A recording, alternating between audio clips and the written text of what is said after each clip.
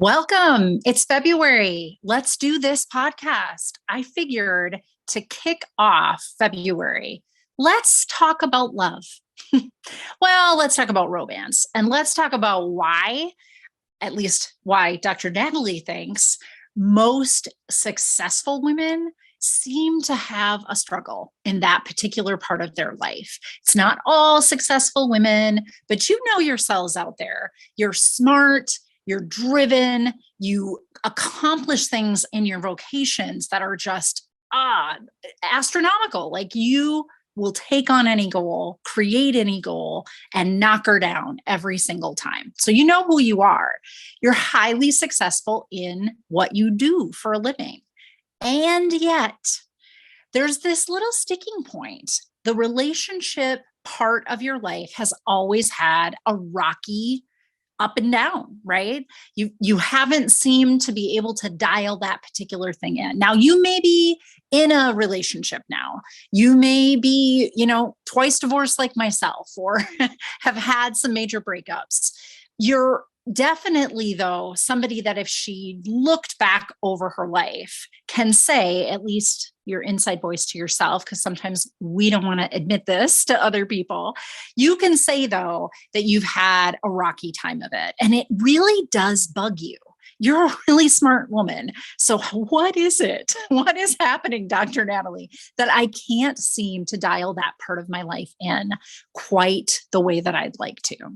Well, I'm going to walk you through some different pieces of science that might speak to at least one aspect of why women who tend to be on the successful side also tend to have a more difficult time with relationships. We'll talk a little bit about the neurotransmitters that are involved. So these are the chemicals that make us feel good, that are already in our body. And obviously falling in love feels good, right? Well, that's oxytocin. There is this neurotransmitter that creates new pathways in our brain that say, hey, this relationship is good and this is what I should expect in this relationship, that are all bound by the system of oxytocin. So oxytocin is evolutionarily, it was created to help us feel like we belong, like we're with our people, we're with our tribe. What's better than that, right? I mean, I know that everybody has some part of this feeling. If you haven't fallen in love, you've certainly cuddled up with a cute little puppy, or even when you just start to watch on the internet and you see, those cute little kitty videos, or, a little kid doing something just silly and it just makes you feel good on the inside. That's oxytocin. So it is our social chemical, and its evolutionary purpose was to keep us with one another. We want to belong. We are wired to be with one another. We want to be loved. We want to feel heard and seen and understood. And that is really the purpose of this chemical. Because honestly, guys, we're not the fiercest of the animals on this planet. And we never would have survived had we not learned how to get together, right? So this is that chemical that facilitates that process. So what happens after we fall in love, though, right? I mean, all of us also know there tends to be this period where you kind of adjust and the honeymoon is over and you're looking for a thrill here and there, right? You're looking for a little jolt. Oxytocin is strange. It wants to keep us in those relationships that are most essential. So your family, right? It wants to keep us bound to the people that are going to protect us and keep us safe. And yet there is kind of this lull once relationships are established where we can get bored with things. We can fall out of love, as it were. And it's more, though, that we love our people, we're with our people, and we start to expect that our people will stay. So see, the chemical itself is to establish and facilitate creating neural pathways of belonging. But once the belonging exists, then it's not coming out in the same way. It's not coming out with the veracity that it did when we fell in love, when we made the commitment with this person. And every time we have some sort of new thing that we're going to be doing together, it introduces another chemical into this little foray, and that is dopamine. So, dopamine is a feel good chemical that facilitates us finding what are the best decisions for us. So, yes, it is in pursuit of an outcome. And the drug, or I'm sorry, the chemical, as it, as dopamine is also found in lots of different recreational drugs. So, but the chase is what creates the dopamine. So dopamine for us, and the way we get stuck in looking for pleasurable things but never feeling satisfied, is by design. The evolutionary value of dopamine was to get us to repeat decisions that would bring good outcomes for us. And this is how it works. So when we're chasing something that we want, so let's say it's, out on the savannah, you're chasing that gazelle because you want to eat, you have that dopamine rushing through your body, and it facilitates feeling good about chasing this thing. All right. So what happens is once we get the thing, the dopamine goes away. Getting the thing is not the good decision that gives us that thing. Getting the thing is an action that dopamine reinforces, so we'll do it again and again and again. Now, this principle is playing out in lots of different ways in our lives, is it not? And when we get into relationships, it starts to play a part in how how invested we are in our relationships. So when there's stagnation, when things are just copacetic, there is a lack of a chase involved. And so we tend to create chases of sorts. Now, what does this have to do with successful women? Maybe you're already putting some of this together, but what happens, I think, for successful women is that we are definitely dopamine junkies. Like, we love to create new things, to chase, after these good goals that we create for ourselves. We're always looking for something that we are going to work on, and we're going to overcome, and we're going to beat it, so well. We're going to do the thing so well, or meet the goal so well that we look amazing. Right. And it's that chase that we really do get addicted to. By the way, dopamine is the neurotransmitter that really is highly involved in all addictive behavior. So I'm not talking about just addictions to the drugs that manipulate that system, but anything that creates a pleasure, right? Then our dopamine starts to be released in pursuit of getting that pleasure again, getting that outcome again. And so addiction, or the cycle of addiction, is really the cycle of always in the chase, and the outcome is not satisfying. So we think it's the outcome that we're chasing, but we're chasing the chase. Addiction becomes addictive because we keep in that addictive chasing cycle. So for women who are highly successful, they've learned kind of a beautiful medium to this, where dopamine really gets us going and gets us goal oriented and gets us to do accomplishments. But we never let the arrival at the goal be an end to looking for the next chase. And we've somehow created this balance, usually vocationally and, in our education and such, that we have figured out how to always be on the chase, but have that be benefiting us, right? Now, sometimes that gets out of balance. And you know what I mean about that too. I mean, highly successful women also have high rates of burnout. After COVID, burnout rates for women rose. They did not rise for their male counterparts as much.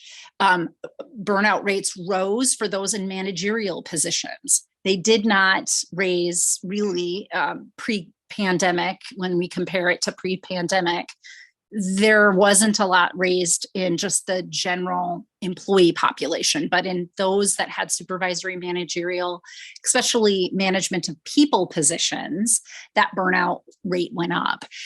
And what all those things tell us in a story. So data is just, words on a page, right? It's just graphs on a page. It's things on a page that tell us a story. What's the story? The story here is that post-pandemic, for women, for people in managerial positions, it became harder for us to sustain what we were doing for workload pre-pandemic.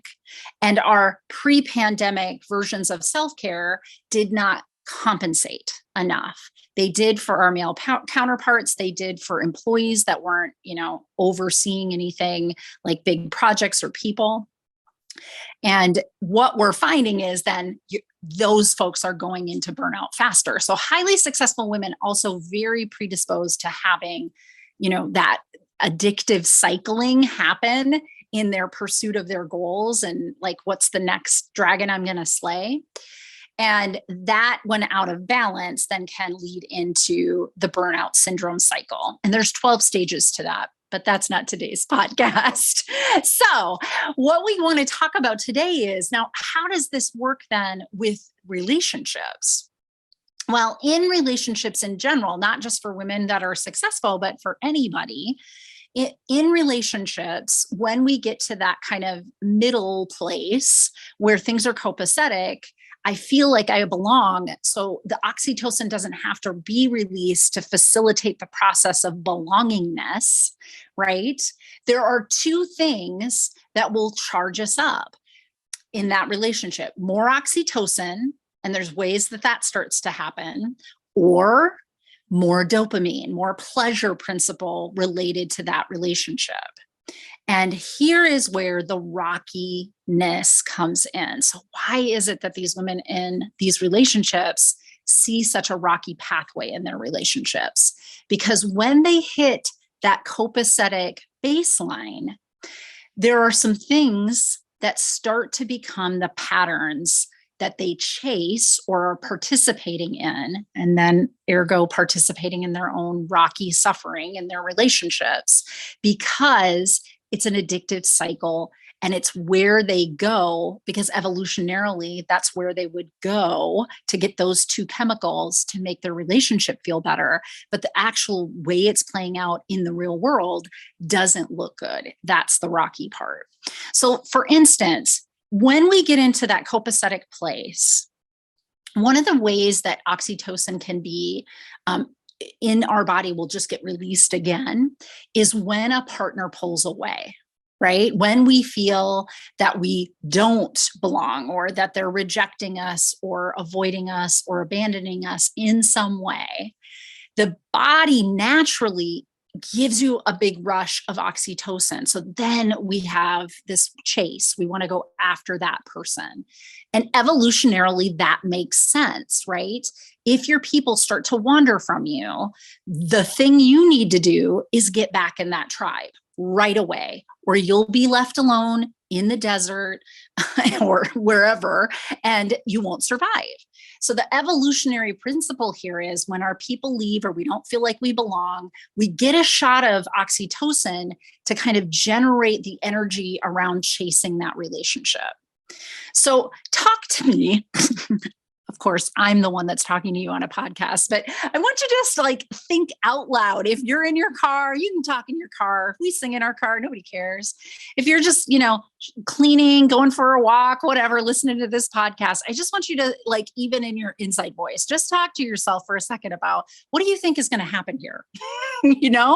So there's this principle where we chase the relationship, and that becomes, what better bonds us to the relationship. For successful women, this becomes a cat and mouse game.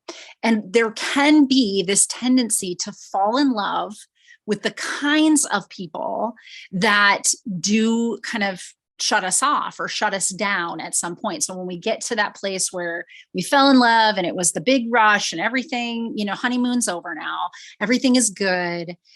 If that person starts to pull away in some capacity, we will chase them harder for that oxytocin jolt to the relationship, to feel like they love us, to feel like we belong. And already women who are highly successful are primed to want to do this kind of dopaminergic chase, because don't think it's just oxytocin. Now, what women who are highly successful are seeing is, hey, here's one of those places where there's a goal and I could accomplish this, and I'm killing it. I'm going to do it. Like, that's my deal, is that I chase after. So they're doubly attracted to the kinds of relationships where there's that cat and mouse game. And that can be one of the highlighting areas where there is rockiness in relationships for women that are highly successful. Well, dang, Dr. Like, right? So you're talking to yourself out loud, like, you know what's going to happen here. We're going to chase the bad guys. We're going to chase the bad girls. We're going to chase the relationship where somebody's going to be leaving us all the time. So that's not helpful, right? Now, I can't speak to these. This really kind of is talking to this monogamous relationship. So I can't talk to polyamorous couples. It's not an area of my expertise. I am sure this principle, though, plays out in a more complicated level in those relationships with women that are highly successful. But I know this to be true. Women who are highly successful have that dopaminergic, addictive quality. They are always in for the chase. And in relationships, there is this place where when people pull back, we go in more. We're more all in. And those two things happening at the same time is a highly addictive cycle. So we like the fight because we want the makeup sex. We like the pulling away because we want to prove to ourselves, mostly on a subconscious level, because you probably aren't real aware as a successful woman that you're doing this, or you're a participant in it. But we will go for those kinds of relationships that are going to cause us distress because we like the chase of fixing that problem. We want to attack it. We're going to work on it.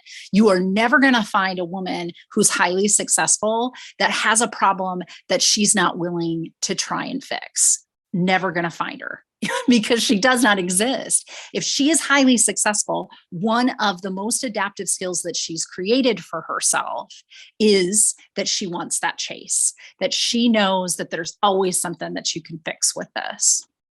So here we are in this predicament where things that are valuable in one area of your life as a successful woman become vulnerabilities in another area of your life, relationships. And I can't tell you how many times I've sat across the couch from women just like yourself who figure this out with me in therapy and then are like, what do I do then? Like, what's the answer then? Because I'm not going to make myself not have this addictive chase mentality. It's so valuable to me as a high executive. It's so valuable to me as an entrepreneur or somebody that started my own small business. I'm not giving up that's a valuable skill set over there. So what we start with in general is two things: self-awareness, which I have courses on. And so if you go to learntoloveyourstory.com and look up my courses, you will find I have those, because having awareness of this in the first place is going to be very important. And I mean having awareness about it at such a minute level that you start to notice the changes in your physiology. You start to notice, I start thinking this way. I start feeling this in my body. I start to notice this dopamine release and oxytocin release and its combination and how that works. And so what I can do with my self-awareness is I can build and build and build my capability of seeing when this is coming and showing up to it differently. The other thing, though, that I always counterbalance this with is really good self-care, and specifically self-care that is going to give you what you need with your oxytocin and your dopamine. All right. Dopamine is more of a short-lived pleasure principle chemical in our body. It kind of has a very short half-life, comes and goes really fast. But if what you're wanting is a chase in your relationship, there are ways to do that in healthy ways that don't have that person pulling away from you to prime that pump. And of course, you're going to want to work with your partner in this, but there are ways that you can, in your self-care, in your relationship care, come at it from, we need things. We need a chase that we're doing with one another or in pursuit of one another in some fashion. We're going to have to create that context, but create it in a healthy way, because that helps me stay invested in this relationship. Otherwise, I get copacetic. I start to, put my mind more where chases are, which for successful women tends to be in their workplace. And then they're overworking and neglecting the relationship. So let's just put this principle into action. What's a way that you could do that with your partner? One of the things is just having a creative outlet, a hobby of some kind. And you could be doing that for yourself and telling yourself, I'm doing this to satisfy my chasing need here in my home personal life, so that I want to be, with and belonging with my partner, but not necessarily waiting for them to diss me so I can go chase them. I'm not going to go overwork and then have them pull away from me, so then I want to chase back in. I'm actually going to build my self-care plan around having some sort of chase dopaminergic system activation in a creative project or a hobby or something of that kind. And that's how you would do it on an individual self-care level. On a relationship care level, you both could pursue something with one another. And this is why couples will find, hey, if they take a cooking class together, or, they both start to train for a marathon with one another, or, something where they both are doing a creative activity kind of simultaneously, it's not necessarily in an investment towards the relationship because they're doing a project that's outside the relationship, but they're doing it with one another. That kind of chase satisfies that dopaminergic system. And so it's a good, valuable self-care tactic for each of them. But if they're doing it together, they're activating the oxytocin. And so they're reinvesting in their relationship at the same time that they're reinvesting in themselves. So that the need for oxytocin to be released, the need for dopamine, chasing to be happening in your life together is happening when the two of you go out on a venture together in a creative activity. So simple, right? These principles really, when you come down to the chemical nature of what drives you and why you're doing what you're doing when you're doing it, really can create some simple solutions. They aren't great big deals. Here's the deal though. They do have to be done as a practice on the regular, right? You can't just expect your system one time when you do a creative project at home to correct this whole madness. It will not. You have some really well-worn paths in your head. So well-worn neural pathways with that particular combination of the oxytocin chase because somebody pulled away from me. And I love a chase because I have this dopaminergic cycling that I love that benefits me in other parts of my life, but probably won't benefit me here if I'm trying to create a chase all the time. So if you're doing this, you're doing it with, that's why I pair it with that self-awareness. You're doing it with the awareness that you have this vulnerability. And instead of letting it play out in the way that it will naturally start to subconsciously play out, you are putting yourself in the driver's seat and making empowered choices to do things differently, so that you're getting that experience neurobiologically, but not in the environment of my partner has to pull away from me and not want me. And then I go and chase them. Do you see what I'm saying here? So it's a daily practice of knowing this about yourself and reinvesting in doing things in such a way that you get those neurochemical needs met, but you're not doing it at the detriment of your relationship, or, at the very least in creating that rockiness, that almost addictive quality to one another. There's also another element to this, and that is that it can really play out in any of us that have a tendency towards codependent relationships. And so what is a codependent relationship? Well, that cat and mouse, cycle that I was talking about, there is definitely a quality of that at the heart of codependency. Now, the person that is, traditionally considered the codependent person is one that is trying to fix another and they are kind of addicted to being the rescuer of a person that seems to be problematic.